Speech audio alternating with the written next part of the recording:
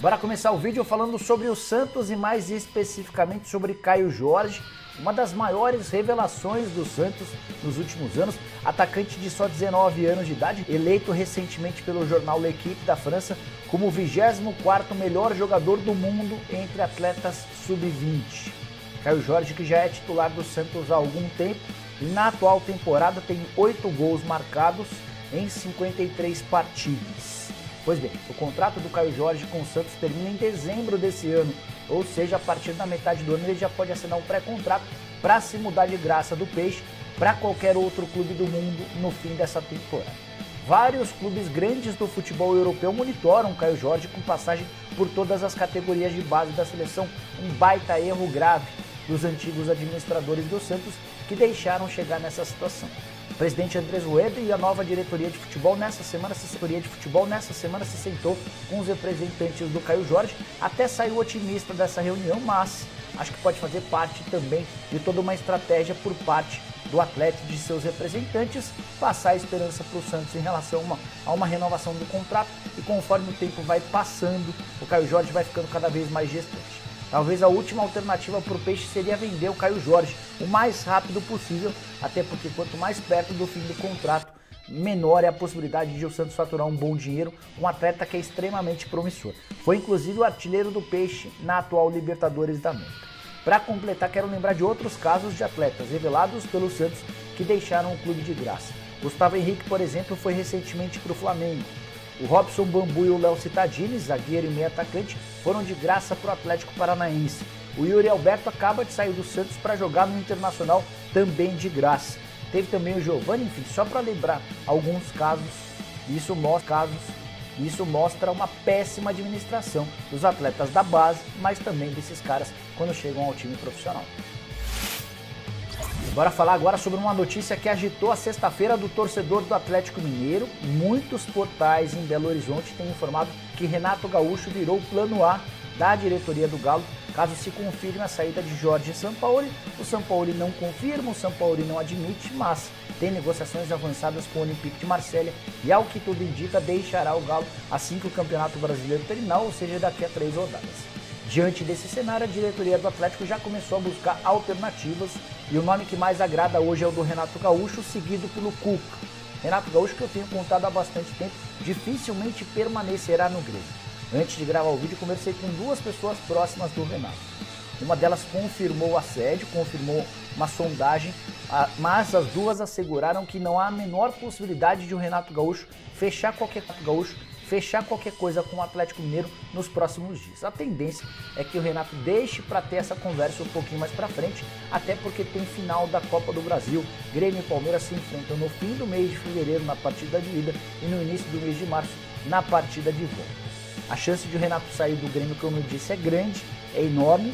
Há um clima de desgaste por parte dos dois lados, tanto do Grêmio quanto do Renato Gaúcho, mas Renato também não descartaria a possibilidade de trabalhar no Flamengo.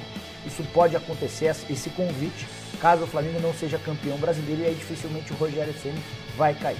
Renato Gaúcho, nesse momento, está com a faca e o queijo na mão, se tornou um dos protagonistas nessa dança das cadeiras que vai acontecer no mercado brasileiro nos próximos tempos. De qualquer maneira, com o Renato Gaúcho ou Cuca, o que é certo é que o Atlético vai gastar muito menos com seu próximo técnico na comparação com o Sampaoli, que é a figura mais bem paga do futebol brasileiro hoje. Sampaoli embolsa R$2.200.000 por mês. Renato Gaúcho no Grêmio ganha por volta de R$1 milhão mensais, enquanto o Cuca no Santos fatura apenas R$300.000. Depois de 6 meses desempregado, Alexandre Pato enfim encontrou um clube nesse sábado. Ele deve ser anunciado de forma oficial pelo Orlando City, clube dos Estados Unidos, que já tem vários brasileiros nos últimos tempos, o mais estrelado de todos, o Kaká. O próprio Orlando City, ao longo da sexta-feira, fez algumas postagens indicando a chegada do atacante ex-São Paulo. Ele rescindiu o contrato com o tricolor em agosto do ano passado e desde então não jogou mais. Conversei com uma pessoa do Orlando City que deu alguns detalhes importantes. Contrato de 1 ano, prorrogável por mais 1, desde que as duas partes tenham interesse. Outro dado, esse talvez o mais significativo. Pato se acostumou nos últimos anos a receber altos salários. Por exemplo, nos tempos de São Paulo, receberia a partir da temporada de 2020 algo na casa de R$1 milhão por mês. Já no Orlando City, seu salário vai ser pequeno. Ele, inclusive, nem faz parte daquela lista de jogadores designados. Mas você deve estar se perguntando, jogador designado? Sim, é que a Major League Soccer tem algumas regras específicas sobre salários. E essas regras fazem com que todos os times tenham a possibilidade de contar com alguns atletas tratados como jogadores designados. Eles têm salários maiores, inclusive pagos em boa parte pela liga. O Pato, na teoria, por todo o tamanho que tem, poderia fazer parte desse rol de atletas de jogadores designados, que teriam salários maiores do que os outros. Mas a informação que eu obtive junto a uma pessoa do Orlando City é que o Pato se acertou com o time americano da Flórida, que é dirigido por um brasileiro, para receber um salário mediano, bem menos, por exemplo, do que esse R$1 milhão por mês a que ele teria direito. O que o Pato ouviu e acabou aceitando e se convencendo é de que, se for bem na Major League Soccer, vai abrir um mercado extremamente interessante e promissor, que é o do futebol americano. Para fechar sobre o Pato, queria saber se você, torcedor de algum time brasileiro, gostaria de ver o Pato no seu time. Se sim, use o espaço para comentários para dizer qual o seu time e por que você acha que ele se encaixaria.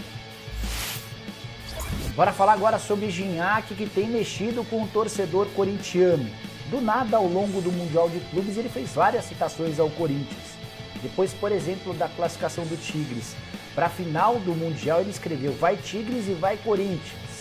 Mais recentemente, andou provocando o Marcos, ex-goleiro do Palmeiras, e citou o fato de o Palmeiras ter ficado em quarto no Mundial. Pois bem, a partir daí o torcedor corintiano foi à loucura e começou a fazer campanha nas redes sociais pedindo a contratação do Gignac, até porque a prorrogação do contrato dele com o Tigres do México anda bem complicada. O contrato termina na metade do ano, ele já pode até assinar um pré-contrato.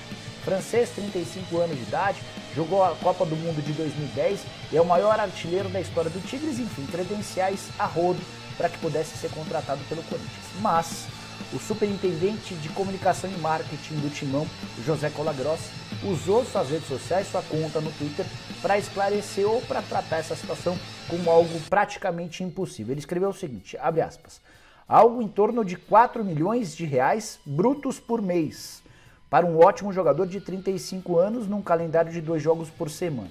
Ele completa. Além disso, como se sentiriam os nossos craques no elenco, vendo alguém cair de paraquedas ganhando de cara muito mais do que eles. Abraços e bom dia, fecha aspas. Então, Colagrossi está descartando por completo a contratação do Gignac. Eu já havia dito que a chance era muito pequena. A única coisa que eu queria acrescentar em cima das declarações do superintendente de marketing do Corinthians é que a informação que eu tenho é que o Gignac não ganha 4 milhões de reais brutos por mês, e sim 2 milhões e 100 mil reais livres de impostos. Só para fazer essa conta, hoje o Gignac ganha 4 milhões de euros por temporada no Tigres, isso equivale a mais ou menos 26 milhões de reais, se você dividir por 12, então estamos falando de mais ou menos 2 milhões e 100 mil reais, de fato um valor absolutamente absurdo para a realidade do futebol brasileiro. O atleta mais bem pago no país hoje é o Gabigol, que ganha 1 milhão e 600 mil, a única figura que ganha mais do que o Gignac por aqui é o Jorge Sampaoli, que ganha pouca coisa mais, 2 milhões e 200 mil reais mensais. Então, acho que dá para descartar de fato o Gignac, a menos que ele queira fazer uma boa ação, vir jogar no futebol brasileiro para ganhar muito menos. Não sei se ele está disposto a fazer isso. De qualquer maneira, se viesse, seria um baita acréscimo. Por último, mas não menos importante, Corinthians e Flamengo se enfrentam nesse domingo, um jogo que vale demais para os dois lados. O Corinthians tentando permanecer no G8, aquele grupo que se classifica para a Libertadores da América, e o Flamengo sonhando em ultrapassar o Internacional para garantir o bicampeonato brasileiro. Bora falar agora sobre São Paulo, reforços e investidores. Nas últimas semanas, muitos são paulinos me perguntaram se o presidente do São Paulo, o novo presidente do São Paulo, Júlio Casares, poderia contar com a ajuda de investidores para contratar jogadores. Como eu nunca havia ouvido falar nada a esse respeito, nem do Júlio Casares, nem do Carlos Belmonte, nem das minhas fontes dentro do São Paulo, sempre ignorei esse assunto. Mas nesse sábado, estava conversando com uma pessoa do São Paulo, uma pessoa do departamento de futebol, e essa pessoa me revelou que o São Paulo de fato negocia com o Canu, zagueiro que pertence ao Botafogo. Até aí nenhuma novidade. A novidade vem agora. Essa pessoa contou que o São Paulo conseguiu, especificamente para a contratação do Canu, a ajuda de um investidor. É alguém ligado ao São Paulo cujo nome ainda não foi revelado e que está disposto a colocar dinheiro para ajudar o tricolor, desde que entenda que o modelo da negociação seja interessante e possa render lá na frente. O investidor não vai colocar o dinheiro simplesmente para ajudar. Ele até topa ajudar, mas ele quer colocar em jogadores que ele imagina. São jovens que possam ter o poder de revenda e que podem lá na frente trazer lucro tanto para o São Paulo quanto para esse investidor. Como é que funciona a situação do Canu? 23 anos de idade, titular absoluto do Botafogo, quase foi parar no Cruz Azul do México nos últimos dias. O negócio inclusive já foi desfeito, o Cruz Azul gostaria de pegar o Canu por empréstimo, 2 milhões de reais pelo empréstimo, com a opção de compra por mais 17 milhões de reais. Só que o Botafogo começou a colocar alguns empecilhos, queria colocar alguns gatilhos para aumentar os valores, o Cruz Azul se cansou e desistiu da contratação do Canu.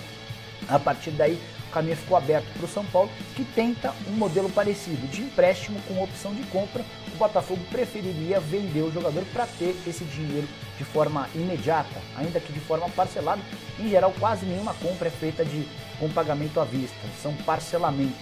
Mas é melhor você vender, na impressão, na opinião do Botafogo, já garantindo essa venda, ainda que a médio prazo, do que emprestar, sem saber se vai poder contar com a venda em definitivo no futuro.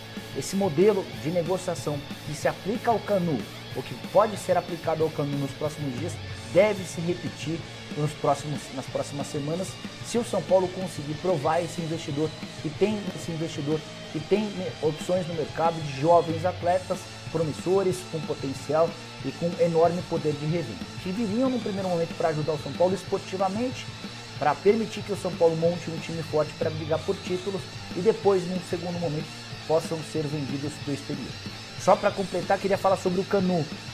Antes de o São Paulo abrir conversas com o Botafogo, e a proposta se não foi feita ainda, vai ser feita nos próximos dias, São Paulo conversou com pessoas que conhecem o Canu, como por exemplo o Paulo Autuori, o ex-treinador do Botafogo e ex-treinador também do São Paulo. E o Autuori deu melhores referências possíveis a respeito do Canu. Falou que é um zagueiro extremamente técnico, rápido, de bom cabeceio, bom comportamento. A partir também dessa impressão do Paulo Autuori, o tricolor prefere e promete intensificar esforços para contratar o Canu para o Campeonato Paulista, que já está prestes a começa no mês de março. Outro detalhe só para finalizar de vez. Hernan Crespo, novo técnico do São Paulo, o anúncio aconteceu nessa sexta-feira, vai chegar, vai dar as impressões dele, vai pedir eventualmente reforços do futebol argentino, mas não vai ser a palavra final em relação a contratações de jogadores. São Paulo até vai pedir a opinião do Crespo, mas a decisão vai ser tomada pelo presidente Júlio Casares, pelo Muricy Ramalho, pelo Rui Costa, que é o novo diretor executivo de futebol, além do Carlos Belmonte, que é o diretor institucional.